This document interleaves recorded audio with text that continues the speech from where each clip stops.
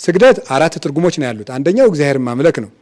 ሁለተኛው ከአፈር አንስተህ የፈጠርከኝ አምላክ አንተ ነህ ነው። ሶስተኛው የምንሰግድበት ምክንያት ምንድን ነው?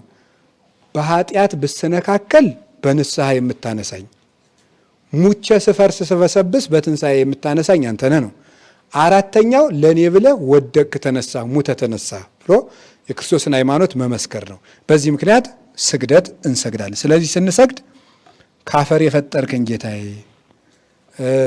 በኃጢአት ስወድቅ በንስሐ የምታነሳኝ ጌታዬ፣ ሙቼ ስፈርስ ስበሰብስ በትንሣኤ የምታነሳኝ ጌታዬ፣ ለእኔ ብለህ ሙተህ የተነሳ ጌታዬ ብለን ነው የምንሰግደው ማለት ነው። ይህን ስናደርግ እግዚአብሔር በምሕረት ዓይኑ ይመለከተናል ማለት ነው። አረ ስግዱ ሲባል ቁጭ ቦላይ ብሉ ቁጭ ስገዱ ቋንቋው ምንድን አይሰማም እንዴ?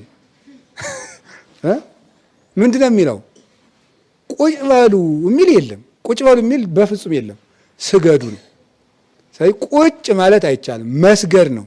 ትልቅ ሰው ቢሆን ሊቀ ማእምራን ቢሆን ሊቀ ቀዳህያን ቢሆን